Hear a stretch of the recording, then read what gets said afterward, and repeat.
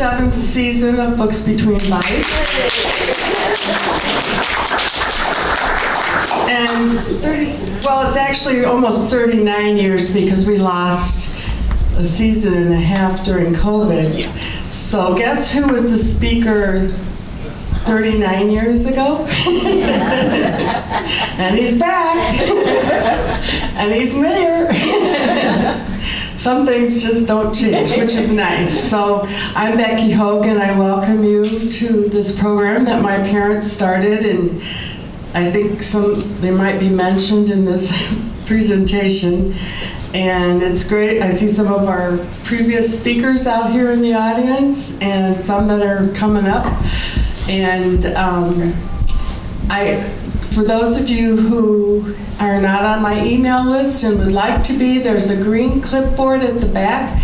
And when you leave, if you would just write your email address, I send out a notice once a month about the upcoming program.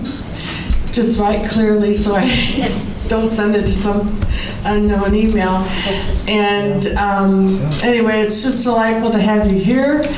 And we have a great season coming up. There's some flyers.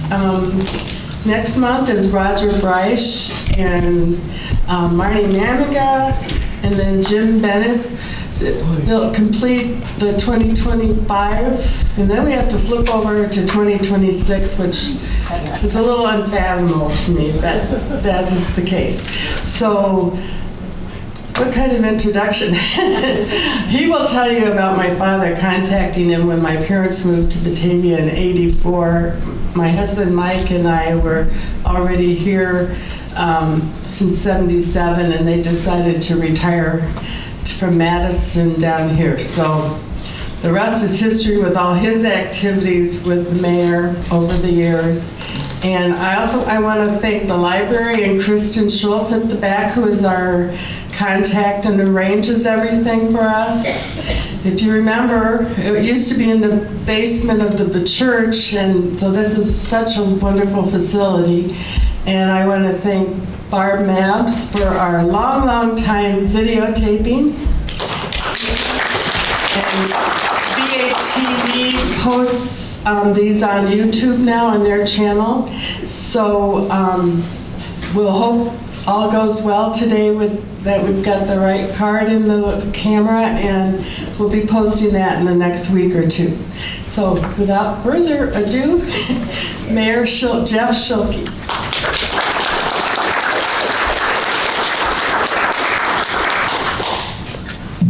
Well, thank you very much for coming. As Becky's already mentioned, I had the opportunity and the honor of being the very first speaker at this program when Reverend Moorhead started it. And you want to go to the first slide? I asked Becky for a copy of a picture of her father because I wanted to talk a couple minutes about him and as to why I don't review a book. This was his idea, that I would start this thing every year, and I would always talk about what's new in Batavia from a literary perspective. And so he would always have something to do, and he always had some suggestions for me, but we never seemed to be without materials. When we first started, I'd gotten elected mayor in 1981 the first time, and that was 3 years before he moved here. But before he moved here one day, I get a call from this guy. I didn't know him, from Adam, and he says, I'm going to be moving into your town, and I'd like to come in and talk to you for a few minutes. So, okay, a few minutes came, and he was there, I think, for maybe 2.5 hours when it was over with. But he had gone and gotten himself a copy of the second edition of Historic Batavia. And he was, in his words, he was absolutely blown away when he saw, because then he told me he had been a Methodist minister for many, many years, and that he was retiring and he would be joining the Batavia Methodist Church, but that he was overwhelmed by the news and reading in the book that the minister of the church in 1916 had a daughter, and she ended up being the mother of Buzz Aldrin, who put the American flag on the moon. And he thought that was just significant detail to Batavia, and it was something that he really wanted to explore more to. And I said, well, I've talked to the church about it, and they really don't seem to have any documentation of what was going on. So as you will see here in a minute, he explored this himself, and he got into it, and as it says in the book, Reverend Moon decided at the beginning of World War I that he would join the U.S. Army and become a military chaplain, which he did.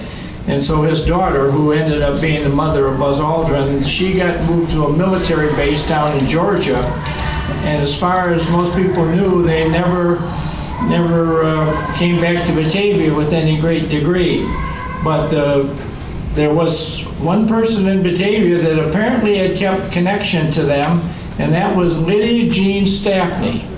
And she had been the Latin teacher at Batavia High School for decades, and many, many people knew her and remember her. And she was the one that when we landed on the moon, she got a hold of somebody and said, you know, there's a quite a unique story here that Buzz Aldrin's grandfather was minister of the Methodist Church in Batavia. And so with that news came the realization that, hey, we had something pretty unique happening in Batavia here. So the next thing I know, we're getting calls from, this is back when he landed on the moon, we're getting calls from NBC and CBS because somehow Lydia Jean had got it out that the Moon's family had been in Batavia and their name was Moon. And they came out maybe the day after the landing on the moon and did a little story about the moons in Batavia, and they didn't have much to report, and we didn't have much history. And I was telling this to Lee Moorhead, and so he said, well, we'll have to dig into this and find out more what's going on. So my presentation today, I thought this was going to be a pretty good one to do because there are some things that are about to happen in Batavia from a literary and publication standpoint that I think you're going to find interesting when I share with you what we now know is going to be happening. So let's see. Why don't we go to the next slide? We're going to start with Dan Issel. Now, Dan Issel graduated from Batavia High School in 1966, and he went on to become a star in college basketball, but more importantly, he's got the contract in professional basketball, and he is now retired, and I believe when he retired, he was in the top 10 of all the scorers in the history of professional basketball during his career. So about 4 or 5 months ago, Jimmy Roberts, who is now our retired Batavia High School basketball coach, came to see me and he says, I gave your phone number to Dan Issel because Dan Issel is now having a book written about him. He's not writing it, the book, somebody else is writing it, but they want to know some stuff about Dan Issel. So he says, Dan would like to know, would you be willing to call him? So I took the number and I called Dan, and he was a year ahead of me in school, but we had some same classes together in the old high school, which was right here where we're standing at the time. And I can remember I was in speech class when I was a junior and he was a senior. And so we had a little classroom, and Carolyn, I think her name was Carolyn Schabel, was our teacher. And so she had a requirement that everybody in the class had to give one speech a week, because it was a 5-day-a-week class. Everybody had to speak once a week on some subject.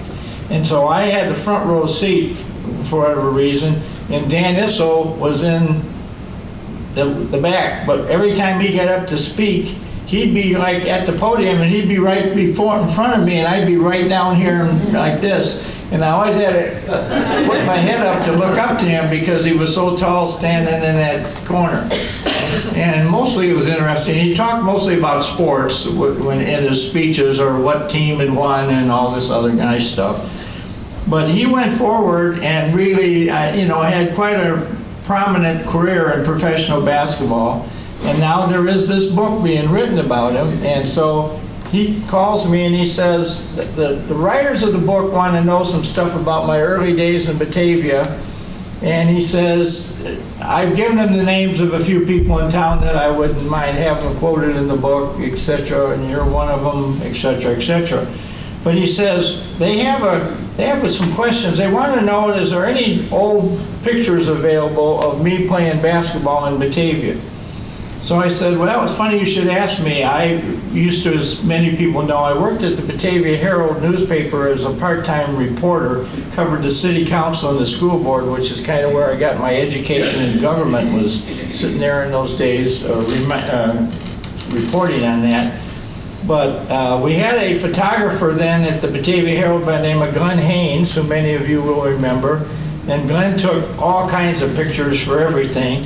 And one of the things he would do is he'd go to the basketball games and he'd stand down by the basket for a few minutes and take some pictures of the game.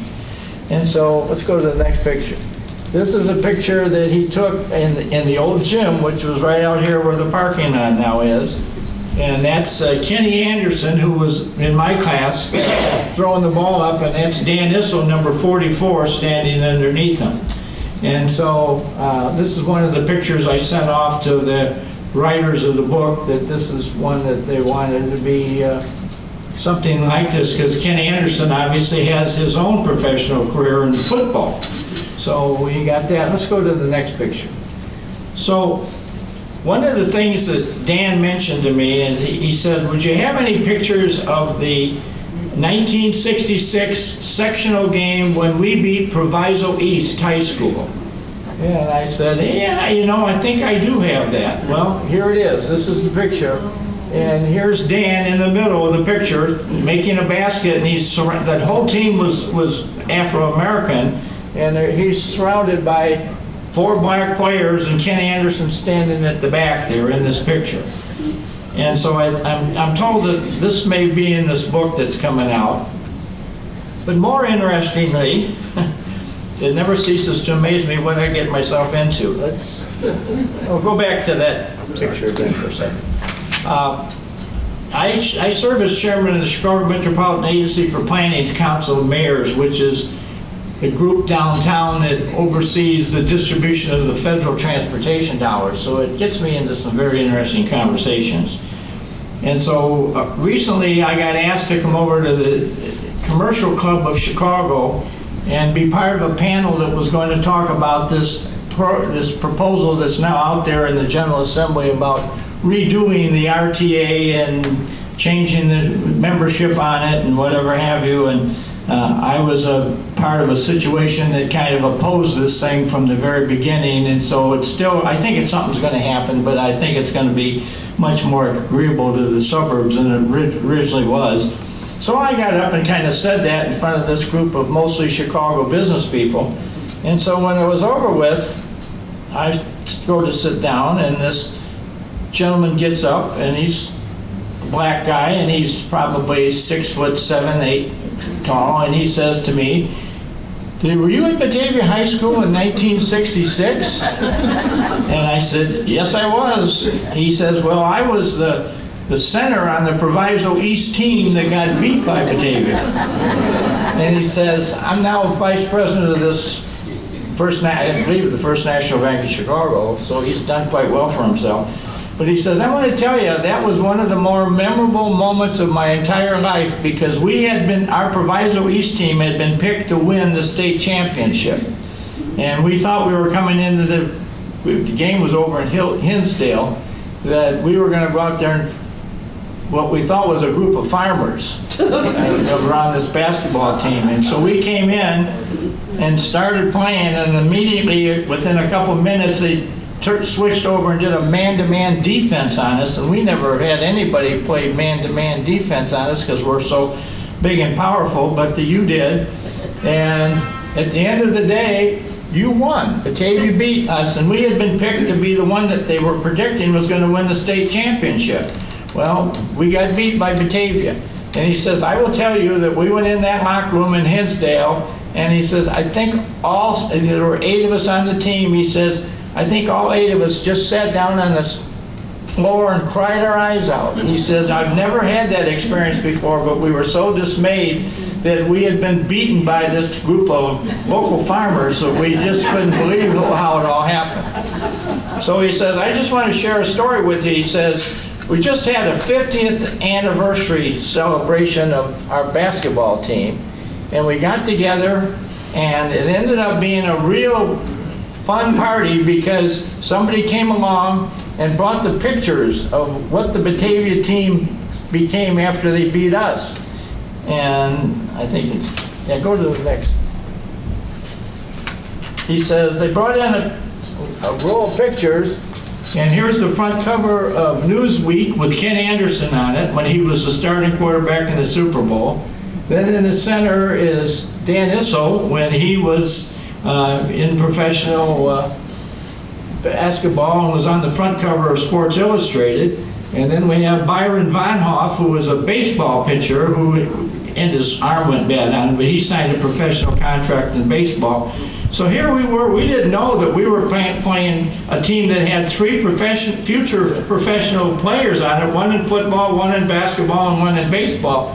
He says, man, we said, well, no wonder we got beat. We got beat by some real powerful people. So he says, we're going to have another reunion in a few years, and I may want to invite you to come and share some of your pictures with us, because it's a great time now when we figure out who beat us in this election.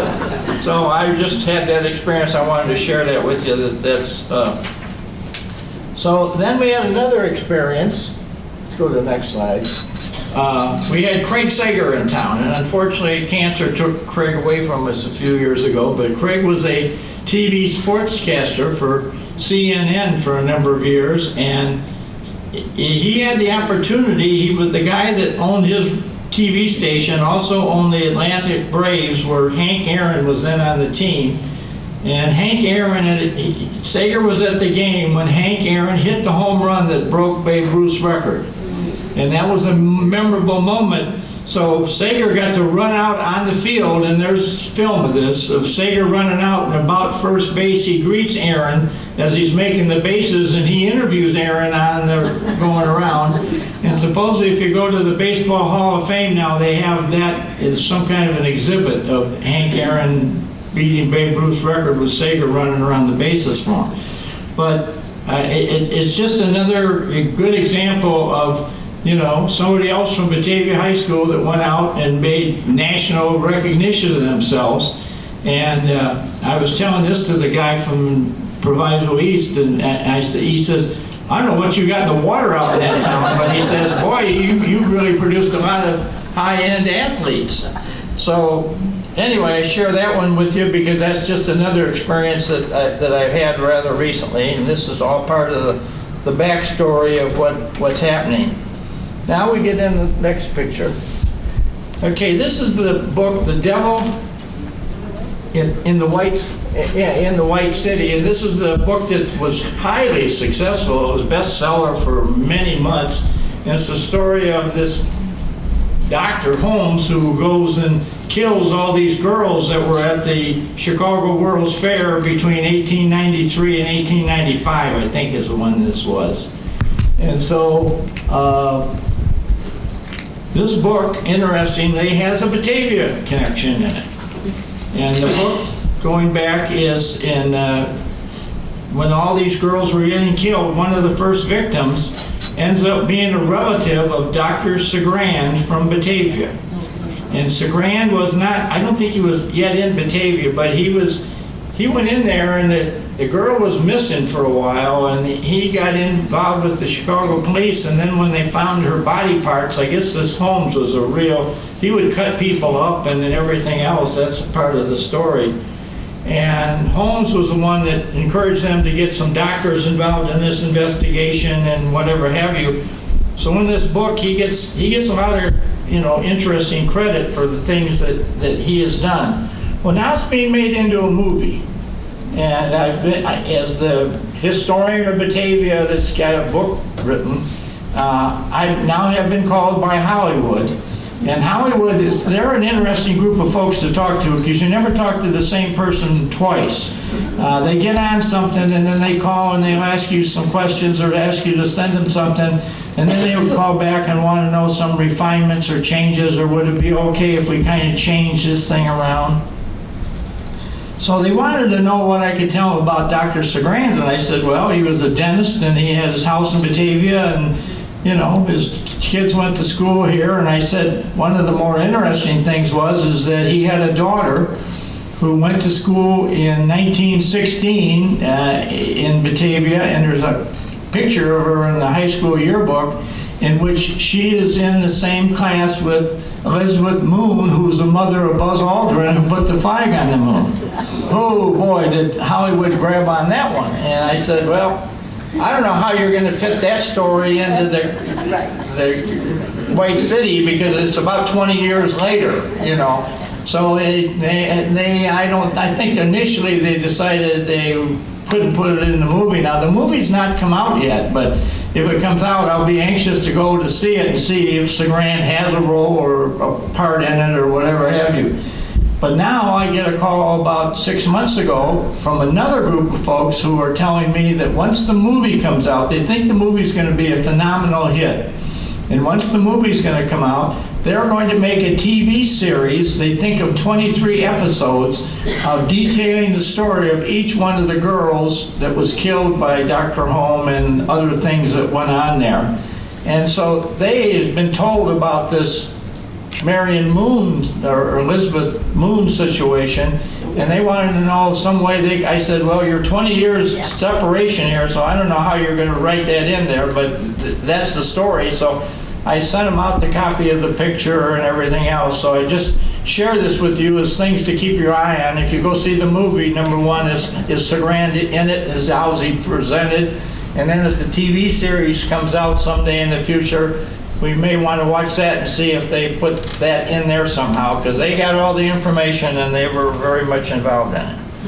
Okay, let's go to the next picture. Okay, this is Dr. Segrand, and I just put that in so everybody could see it. And then let's go to the next picture. This is the picture of the class in 1916, and the two people are surrounded in red. I did that myself, and the one at the top is Elizabeth. No, Marion. Moon. That's the Moon's daughter. And then the other one is Virginia Segrand, who is Dr. Segrand's daughter.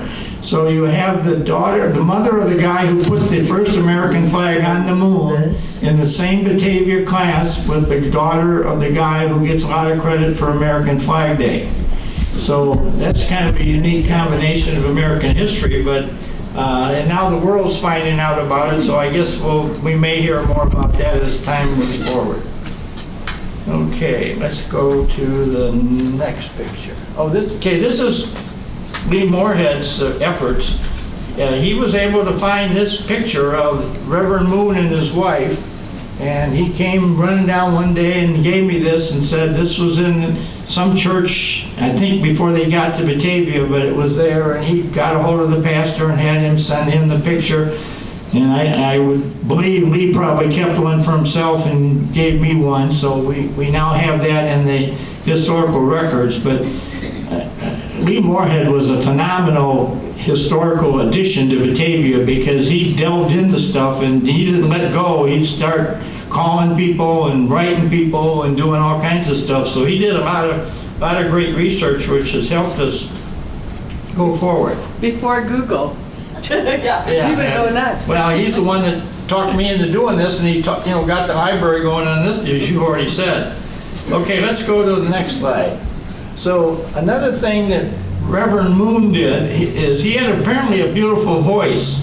So he ended up joining the Methodist Preachers Quartet.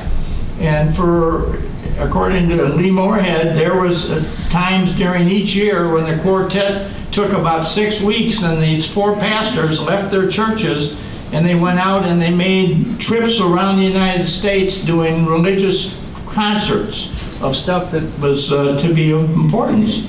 And so I was in Chautauqua, New York a few years ago, which is a kind of a unique little village. It's a museum in itself, and it talks about all kinds of stuff that has happened in America. And one of the things they have on display is the Preachers Quartet. The the magazine that they had that they gave away for. And so I took a picture of the front of the magazine, but they wouldn't let me have the copy. It's a historic document. But they had it in there that these 4 pastors, each one had somewhat of a distinguished career, but they were a famous part of the Methodist faith for a number of years as they took their 6-week trips around the United States singing in this.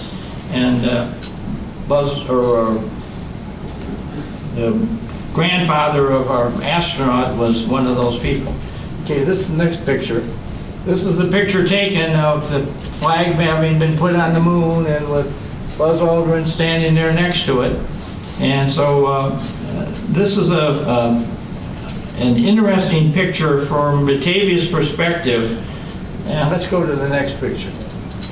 So when the astronauts came back to the Earth, they got together with a writer, and they all told their story, and then the writer put it all together in a book called First on the Moon. And I believe you could check that book out here. It's in the library. It was last I knew. And it's credited as the memories of the 3 astronauts. And so one of the things that's mentioned in that book is that the flexible fuel lines that were in the rocket that landed on the moon were made in Batavia, Illinois. And so I got into that and found out that it was Dunbar Capital that made and they did a lot of work with products made out of rubber. And so the area where our Batavia City Council chambers is downtown was their laboratory, and that's where they kind of invented things like this. So as the guys that worked at Dunbar said, well, you probably can say that the flexible fuel line was invented in the city council chambers, because that's where they if you go down there today, there's a big door facing to the south, and it's just a big door, but it used to be an overhead door that they could drive trucks in and unload products for stuff that they were going to experiment with and whatever have you. So in the First on the Moon, it tells that, but now there's another interesting sidebar, because I talked to a couple of the guys that worked at Dunbar. Everybody's either dead or now retired that was there, I believe. And they're telling me that they think that the actual construction, the design and whatever of it was done in the council chambers, but the actual construction was done in the building that was to the west of the existing building, which is now our city hall and police station. And that building was where they had the assembly line. And that's the area where we now have the Flag Day Monument. So where the Flag Day Monument is in Batavia is probably almost on the exact site where the flexible fuel lines that were made that got us to the moon. So we got more history. So I've got we just have made, I haven't got it done yet, but we're going to have a display case at the back of the city council chambers. It's all going to be in class, and we're going to tell the story about the flexible fuel line being made in this room and how it was manufactured, where the monument, Flag Day Monument is. And the flag that was made there was, came out of there, was from Batavia, Illinois. And then there's all this personal history of the astronaut who put it there. So we're just totally wrapped up in the moon landing in this town. So we got a lot to be bragging about on that one. Okay, let's go to the next one. Okay, this is a very interesting Batavia picture. This is the 4 Gustafsons, Dr. Musil, and she's sitting there at the table, and there's Alice, it's right here, and then John Gustafson sitting next to her, and their brother Arnold is at the back. And the 5th person in the picture is Pat Verderbar, who was the first curator of the Batavia Depot Museum. And as many of you probably can know or remember, we just had the 50th anniversary of the Depot Museum, and Pat Verderbar, whose name now is Williams, was the curator when the museum opened up. And so she thought it would be fun. I've remained very close to her over the years, and she said she lives in Florida now, but she wanted to fly up for the museum celebration on the 50th anniversary. And then she told me she had another reason, and what many people in town didn't know is that she was the heiress to the Willowbrook Ballroom in Willow Springs, Illinois, which is where all the famous dancing always took place back in the 30s and the 40s and the 50s. And her grandfather started it and originally called it the O. Henry.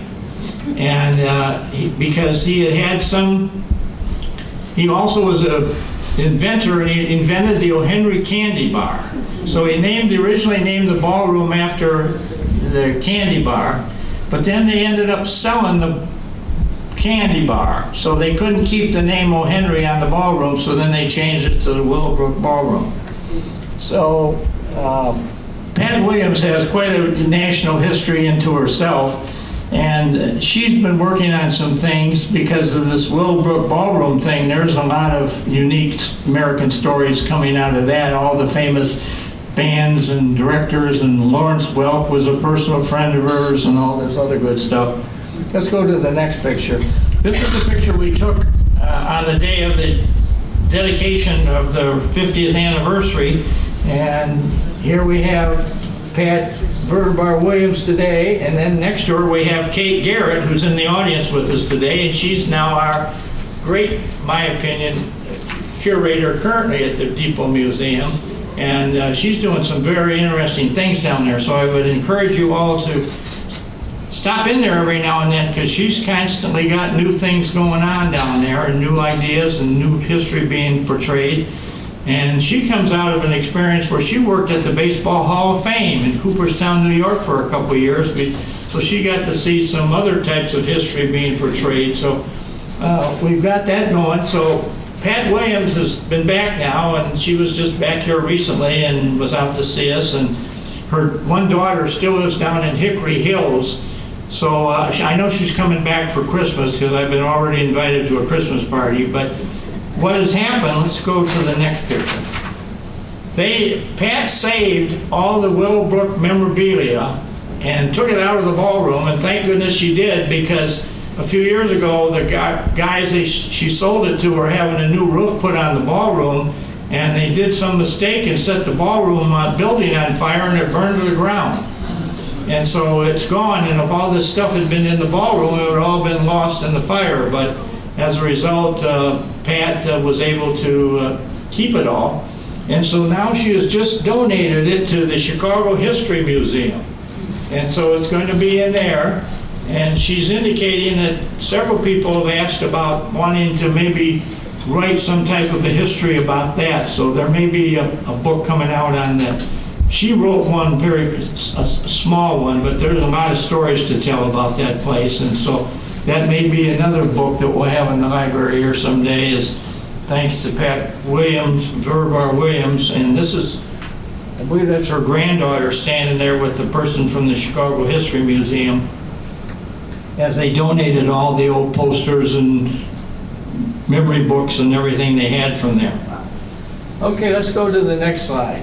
Okay, this is a face many of you will remember. This is William J. Wood, who was the principal at J.B. Nelson School for a number of years, and now Hooverwood School on the southeast side of town is named in his honor, along with Eldora Hoover, who he was basically, they lived together for many years over on North Washington Avenue, but she was a teacher at Gustafson School for a long time. She literally taught there to the day she died, and she went home, and she used to have I guess a closet classroom, as she described it, and she would teach all the kids in Gustafson who needed special ed services. She would teach them one-on-one for 40 minutes or whatever. And she had quite a successful career in starting kind of the special ed program within the Batavia schools. So they named this new school after the two of them. Well, anyway, Bill Wood had this thing that every day he wore a cross. And at the end of the day, when he died, he had about 160 crosses. And when he died, he left a will that had 2 or 3 sentences.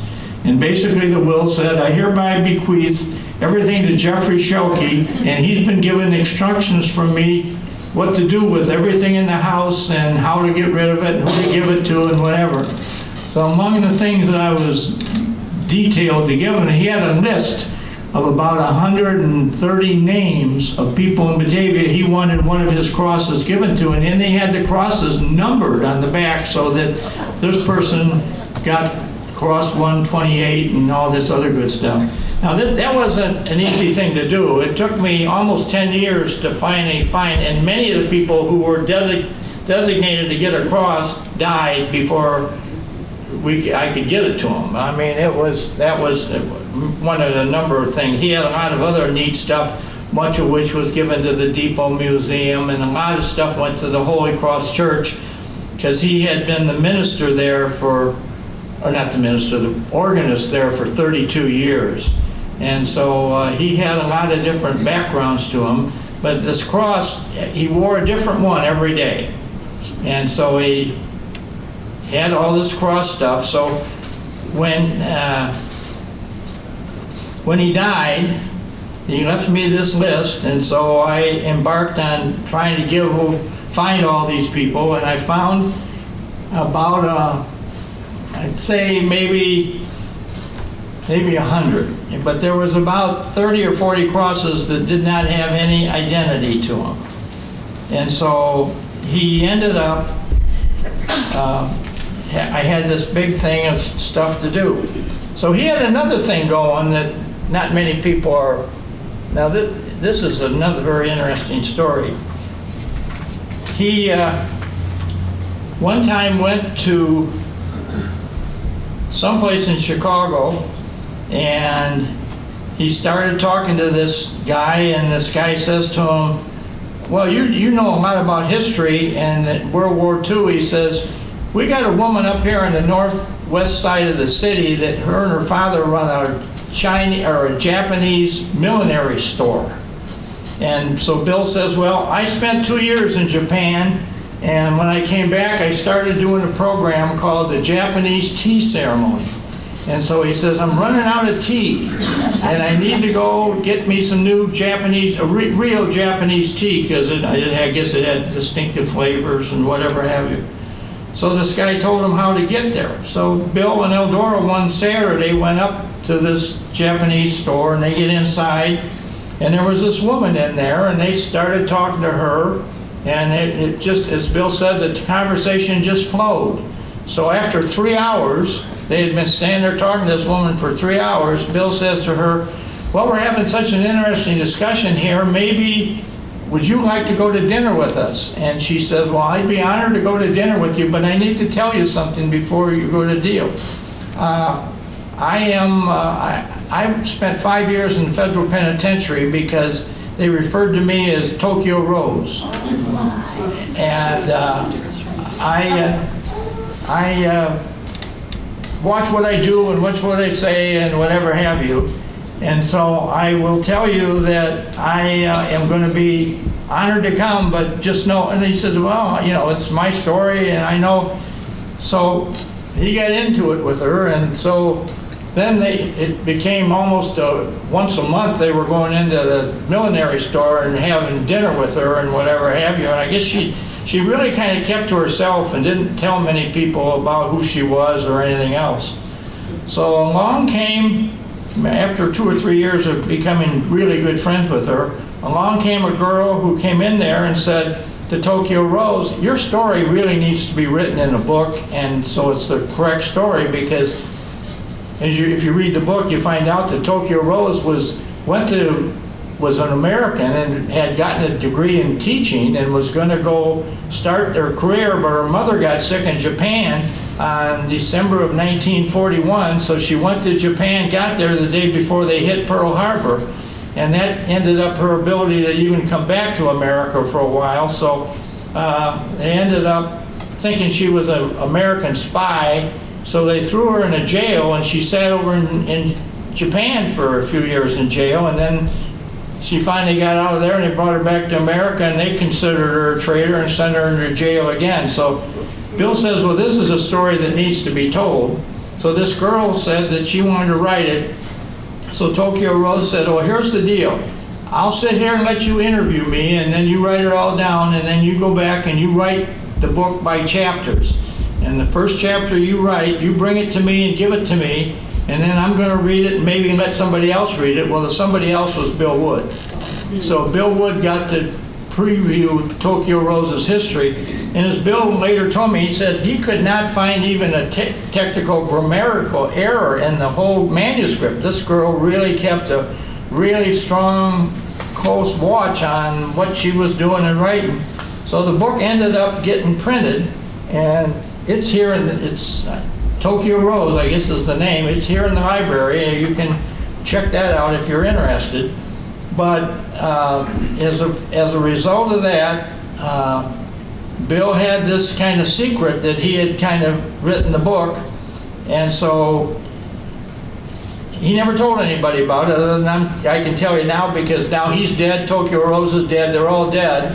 But there may be a book coming, and it wouldn't surprise me if the book comes out, somebody wants to make a movie about that one. So what reason I wanted to share this, about 6-8 months ago, I get a call at City Hall, because they can all find the mayor, and this woman says, I'm calling, I'd like to make an inquiry. I'm working on some stuff about Tokyo Rose, and I think she didn't say it, but I think it's maybe a movie.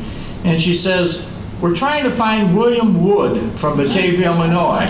And apparently in something that Tokyo Rose had, she had some record of Bill's activities. I said, well, I'm correct to inform you, he's passed away, and there's no Bill Wood anymore, and I have his book that she gave him, and she sent him all kinds of little postcards and notes that are still in the book, and one of these days I'll give that to the Historical Society along with this story, because it really should be kept in Batavia annals.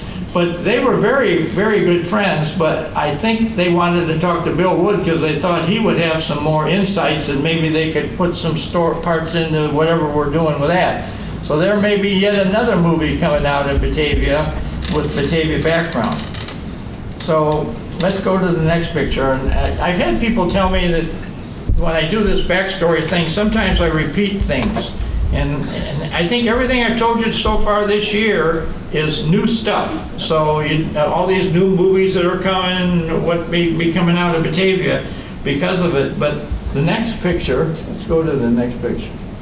This is a picture of Terry Mewson. Now, Terry Mewson is the co-host on the 700 Club with the Robertson family, and I believe the station's on in the morning. They put on a Pat Robertson program. He's since has passed away, but I think his son is now taking it over. And Terry Mewson was Miss America in 1968, and she is the co-host on this show. So as things work out, Bill Wood dies, and I have all these crosses, and I'm finishing up giving them to the people I could find to give them to. And I had about 30 left. Well, then one day I get a call from Terry Mewson's sister-in-law, who lives in Batavia, still does, and she and her husband had moved their mother into their house, his mother into the house, and she was going to be 90, and so they were going to have a birthday party, and they wanted to know, as the mayor, would I come and give one of my 90th proclamations honoring this lady for her birthday. So I said, sure, and I knew who it was, and I said, is Terry Mewson going to be there? They said, yeah, she's coming. So, okay, so I go there and I give Grandma the proclamation, and so then I say, and there was probably 20 people there, I said, I got another presentation I'd like to make. I said, we had this gentleman, and very religious, he was an organist at Holy Cross Church for 30 years, by the name of William Wood, and he had a cross collection. And he had this number, and he had wanted all his friends in Batavia to get one of his crosses. But I got about 30 left that I don't have anybody particular to give to, so I thought maybe I'd offer them to Terry to see if she could find some use. Well, I say that, and instantly she breaks into a thundering tears and just starts crying her eyes out, and her husband is sitting there with her. He starts crying. And they said, this isn't some kind of an act of God here, that you came in and gave Terry these crosses for from this guy in Batavia, Illinois. And so Terry says, you don't know what this means to me. These are wonderful crosses. I'm going to wear these on the show. Well, if you can see, there's her and I standing together. They took this one picture of two of the crosses in the little box there, and she's holding it. So now this is maybe 7, 8 years ago that this happened, that I did this. So now Terry Muson's husband has just passed away from cancer. So her sister still lives in Batavia. So I got from her email address, and I sent her a sympathy memo, comments about offered my sympathy. And right away she sends me an email back and says, well, you don't know what you did for my life when you gave me all those crosses, and my husband and I still were talking about that to the day he died. That was just one of the most remarkable things. And I'm wearing these on the club. So now, in the last 3 or 4 months, I don't know how many elderly folks in Batavia have said to me, Mayor, I just heard about you on the 700 Club on Pat Robertson's show about the crosses. What's the story with that? So I guess the folks up at the homestead, there's a group of folks up there that every day they go someplace and watch this show. And they keep hearing my name. So now the Julio, who runs the homestead, has asked me, Mayor, would you come up here and maybe do your little Batavia program? But what the folks really want to hear is this story about them crosses. Can you tell us about how that all came to be as far as Terry Muson and whatever have you? So I said, so I got a date now at the homestead to go up and do the program. And I wish I had some more pictures of Terry and I with the crosses, because this has turned into quite a nice thing as far as all these old folks wanting to know, how all this came out of Batavia, Illinois, and how the mayor's on national TV being talked about. So if any of you have seen that or heard it, that's where that all came from. It's kind of ongoing. So let's go to the next picture. Okay, this is a picture taken right outside the door here, and this is October 25th of 1960, and John F. Kennedy was then running for President of the United States, and that's what the year he defeated Nixon by a very minimal number of votes, and he won Illinois by a very slim margin, but that was kind of what put him over. So Bill Wood, when he was still alive a number of years ago, gets a call from a reporter that at the time was working on a book about the day John Kennedy won the election. And it was a story of the October 25th, 1960, and Kennedy started his day up at Adlai Stevenson's farm in Libertyville, I guess it was, and then he went over and went to Barrington, then he came over to Kane County and he started at Carpentersville, and he just went right down Route 31, and he gave these speeches, and this supposedly was a real heavy-duty Republican haven where everybody always voted Republican. Well, they brought him down here, and you can see the size of the crowd that was standing out here when he came. And originally, he wasn't even supposed to stop in Batavia. He gave a talk up at the Geneva courthouse, and that wasn't, I guess, very friendly. Some people threw stuff at him and everything else. But he came down to Batavia, and he got here, and so I'm told the secret was Snyder and Stuttle, who were the principals at Batavia High School, it was about 3 o'clock in the afternoon, and school was going to get over with in another 15, 20 minutes. So they made the decision, well, you don't, regardless if you're a Republican or Democrat, you don't get a national political candidate going by every often. So let's open the school up, let the kids go out and see them drive by. So, I don't know, there was maybe 400 or 500 kids in Batavia High School at that time, and they all came, and then there was a whole bunch of Batavia football players that were getting ready. They had to go over to Illinois Avenue to practice, but they had their gear on and whatever have you. So then Ace Hapner, who was principal at Gustafson, heard that his high school was getting out, so he let McQueen School out. So here comes another 300. Well, then Sam Rotolo, who was principal over at Louise Light, says, well, gee, those kids, my kids should get that same opportunity. So he shut his school down at 3 o'clock or whatever the time was, and many of them came running over here. So when Kennedy got here, he wasn't supposed to stop, but there was about maybe 1,000 people, most of them kids, all standing here waiting for him to come. And so he stopped and got up on the back of the car, and they had a portable mic with him. And so he gave a speech, and I was later able to buy a book that has both Kennedy and Nixon's speeches and they campaign in it. And so I've read the Batavia speech a number of times, and it was 1 minute and 46 seconds he talked to Batavia in his speech. But, you know, there was all these Batavia people there, and a lot of them to this day have had memories. But one of the more interesting things that happened is that there were 2 people in this high school building at the time. One was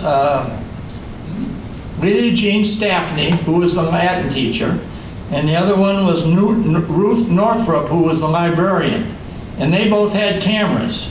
And they both, I did not know this at the time, but they had lots of pictures. They came out, both of them came out and took, Ruth Northrup took her pictures in black and white, and Lydia Jean Staffney took hers in color. So we have both pictures. So this guy shows up, talks to Bill Wood about wanting to do this thing about Kennedy winning this election because he got with all these Republicans and won over enough of them that he got himself elected president of the United States. Now, I think you could argue that, but it sounded good, and this guy thought he had a good story. So Bill asked me if I said, well, I've got this one picture that I knew that Lydia Jean Staffney had took, and the Ruth Northrup pictures, had some of them, the film had been damaged, so it wasn't very easy to have it. But anyway, we got some pictures. So recently, not recently, Bill Wood got a hold of Lydia Jean Staffney and said, do you have any of those pictures you took at Kennedy? And she says, yes, I do, but they're up in my storeroom on the 2nd floor, and I don't go up there very often, and I only go up there if there's somebody that can go up there and kind of walk me up the stairs. So Bill said to her, would you let Jeff Schielke come over? Well, I was the mayor. Oh, yeah, Jeff's father and I went to school together. I don't know this. So anyway, I went over to Lydia Jean's, and I get there, and she says, oh, I'm so glad you're here. We need to go up and get those slides out of my closet. So she says, get behind me, and I did, and she walked up the steps. We get up to the room, and she turned the light on. She had the Swanson brothers, who were carpenters, come in and build a closet, just all shelves from floor to ceiling, and on every shelf was these boxes of slides. And in every box, she had all the inside of the cover numbered as to who was on slide 1, 2, 3. So she says, I think the Kennedys' pictures are in box 11 up there on the top shelf. So I got on the little stool she had, got up there and got the box, brought it down, handed it to her. She opens it up, and she says, oh my goodness gracious, somebody, I must have loaned these out to somebody. All the Kennedy pictures are missing. And so within a few months thereafter, she passed away. And so when she did, and let's go to the last slide. I believe, unless somebody here knows different, I'd be interested to hear about it. She left almost everything she had to the guy who had been the first foreign exchange student to come to Batavia High School. And he's in this picture. He's the one out there as you're looking at it, to the left. And he later became the Secretary of Defense in Norway, so he was pretty high ranking. But now I've got a bunch of folks from that class are now working with us. We're trying to find Lydia Jean Staffney's slides. So I got Dick Hankey, who some of you know. He's got this guy's phone number in Norway, and we're trying to call him up to get his direct report as to what he knows about Lydia Jean Staffney's slides. So maybe if you got me back here next year for an update of backstories, I'll have a new one from there. Maybe then I'll know more about what movies are going to be made, what movies are, if they're then being made. But I got to believe that one on the White City is that they were really into that. That's several calls I've gotten about information. So that's kind of it. So if anybody's got any quick questions, that's kind of my report for the year. So thank you all for coming, and we'll see you next year.